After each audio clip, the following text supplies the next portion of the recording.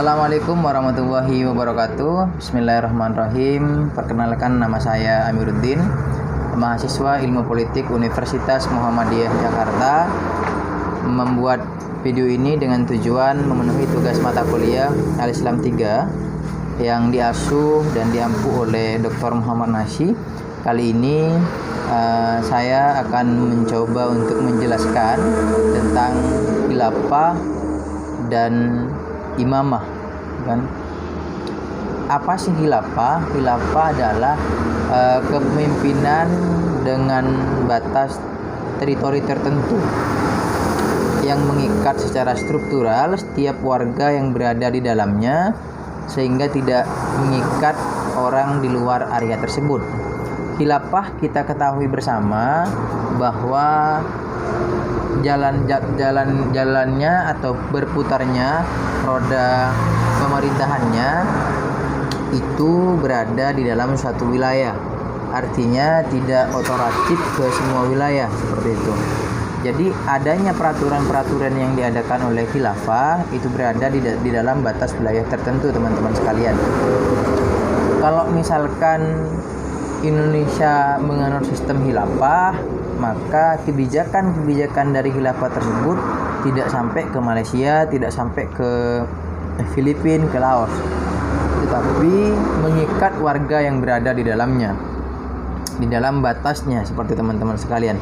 Sedangkan imamah adalah kepemimpinan yang melampaui batas teritorial, artinya juga mengikat di luar batas wilayahnya itu sendiri, daerah, negara dan lainnya, tapi mengikat secara spiritual dan teologis setiap pribadi yang meyakininya. Jadi konsepnya beda. Konsepnya kalau khilafah sebagai sebuah sistem yang mencari batasan wilayah atau peraturannya yang mengikat di dalam satu wilayah, tetapi kalau imamah adalah sebuah konsensus, sebuah kesepakatan yang dilahirkan dan jangkauannya tidak terbatas negara, tidak terbatas daerah, tidak terbatas wilayah, dan karena jalannya hanya mengikat di sektor-sektor spiritual dan teologis setiap pribadi yang meyakininya. Jadi setiap orang yang meyakini tentang imamah tersebut, kelompok akan mengembalikan kekhilafaan di masa lalu Islam menjadi tidak tepat guna, karena khilafah bersifat institusional, negaraan, dan teritorial. Teman-teman sekalian,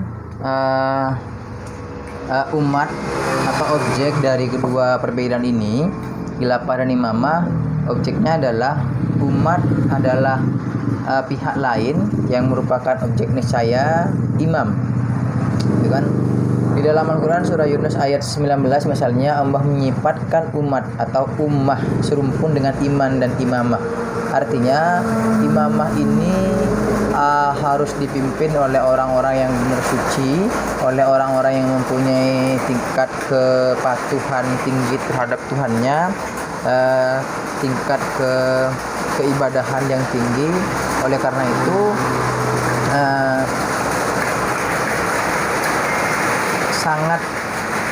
seorang imam harus sangat berperan sekali dalam membuat kesadaran, dalam membuat hal-hal yang rasanya horizontal, itu kemudian menjadi gambaran dari umatnya untuk dijadikan sebuah panutan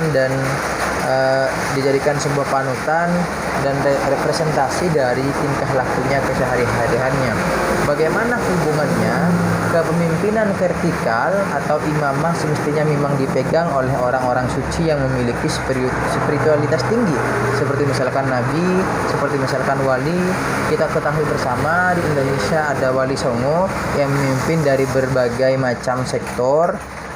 Kepemimpinan horizontal atau khilafahnya tidak niscaya dipegang oleh manusia suci, meski tentu sebagai pemimpin umat diyakini telah terbukti menjadi pimpinan horizontal yang menjalankan fungsi kepemimpinan administratifnya juga.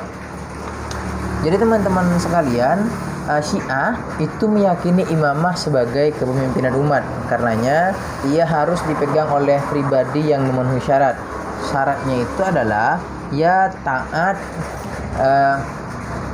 kepada perintah Allah Subhanahu wa taala.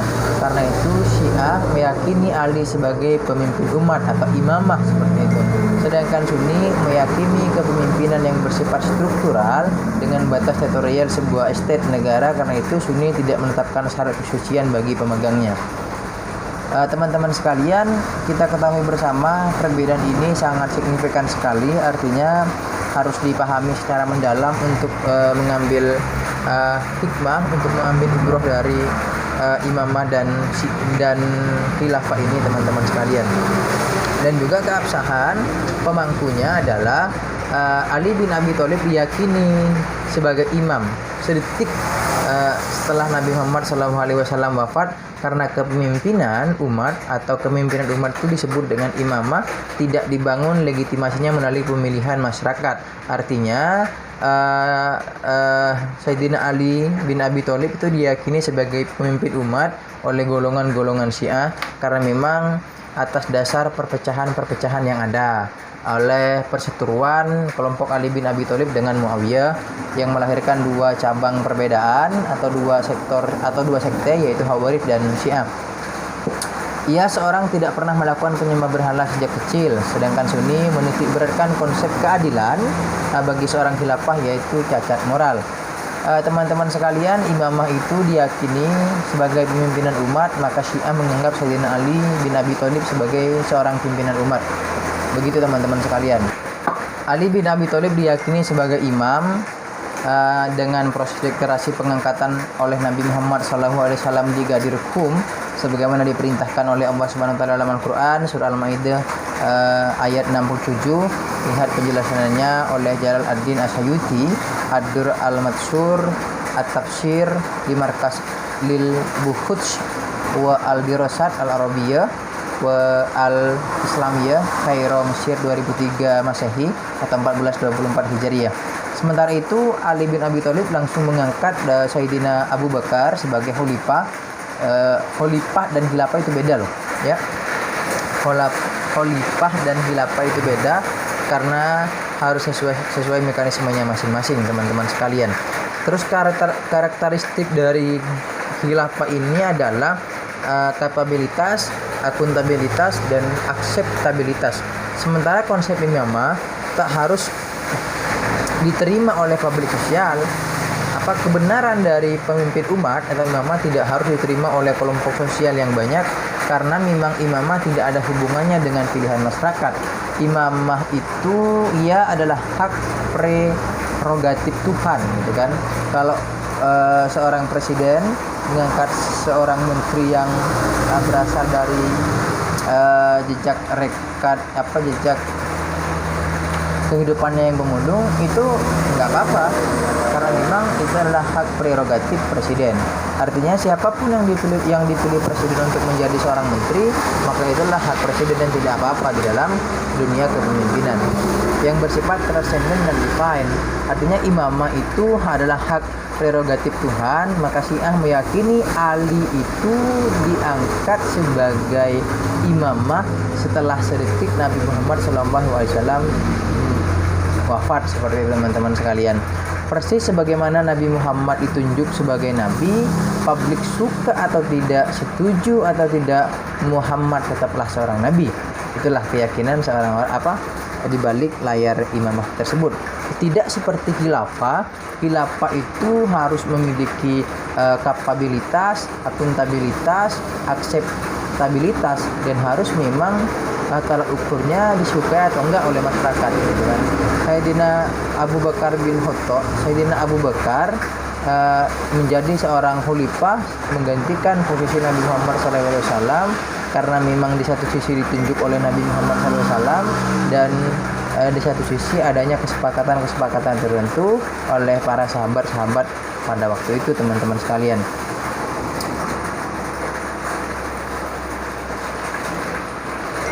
Selanjutnya dalam berbagai ordo tasawuf pun Imam Ali diyakini sebagai pimpinan para wali.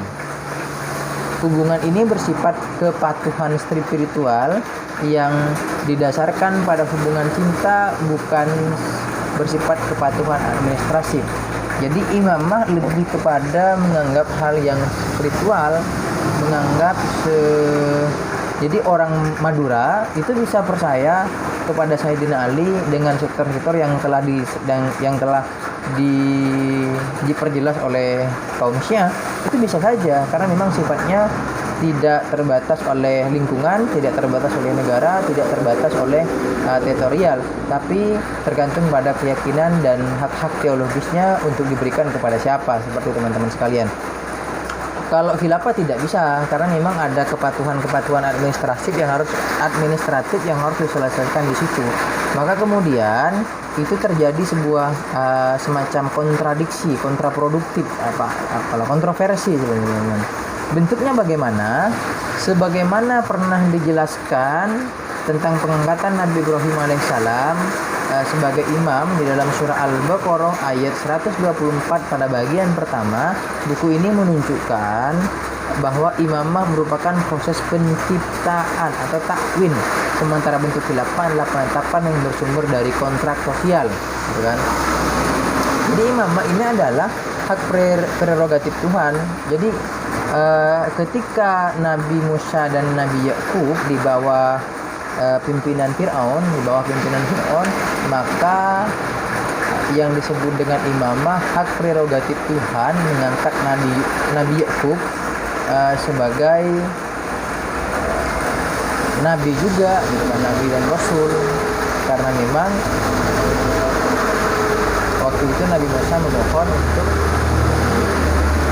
memperjelas ucapannya karena adanya ketidakteraturan ucapan setelah terjadi hal yang suatu yang tidak diinginkan di masa kepemerintahan Firaun. Seperti teman-teman sekalian, kalau khilafah adanya kontrak sosial, bisa jadi ada kontraknya tahun untuk memimpin berapa tahun kemudian dan berapa tahun, itu kemudian yang harus kita pelajari lebih mendalam.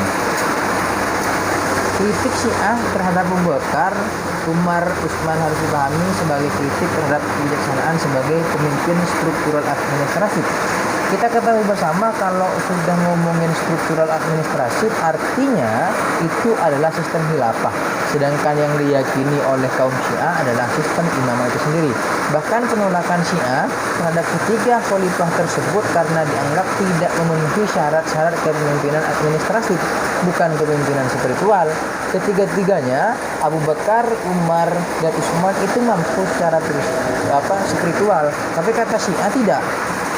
Mampu secara spiritual saja, tidak bisa menjalankan hal-hal yang administratif di dalam ketatanegaraan.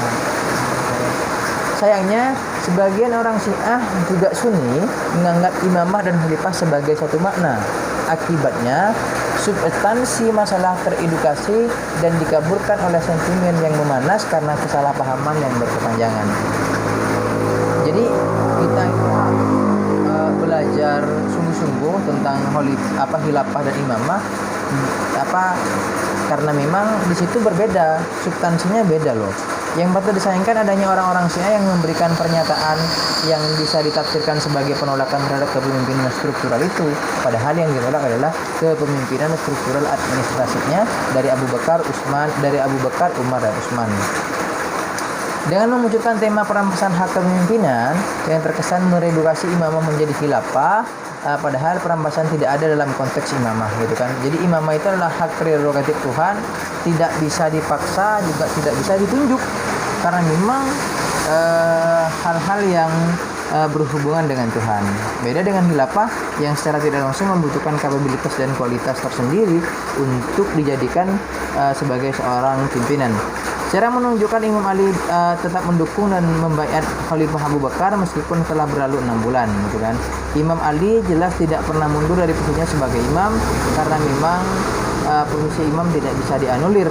Posisi imam bukan kepemimpinan yang bersifat struktural dan bukan berdasarkan banyaknya suara pemilih. Ia berkeyakinan bahwa Imam Ali ditunjuk langsung oleh Nabi, gitu kan, sebagai imam oleh Nabi. Jadi sedetik setelah kematian Nabi Muhammad SAW, keyakinan orang Syiah menunjuk Ali bin Abi Thalib sebagai seorang imamah, gitu kan.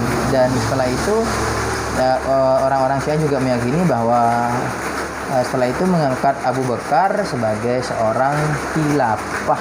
di dalam kapabilitas dan akuntabilitasnya diangkat oleh Sayyidina Ali bin Abi Thalib sesuai dengan keyakinan Syiah.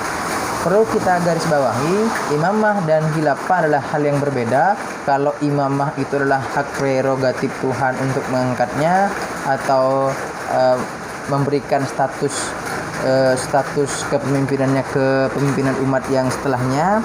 Tapi kalau khilafah itu harus mempunyai kapabilitas dan akuntabilitas untuk memimpin, seperti bagaimana presiden saat ini harus dipilih oleh rakyat dan disetujui melalui kesepakatan bersama-sama. Terima kasih, kurang lebihnya mohon maaf jika ada kesalahan redaksi. Saya hanya pembelajar biasa yang tidak mempunyai kelebihan apa-apa. Bila bisa dilihat, pas Assalamualaikum warahmatullahi wabarakatuh.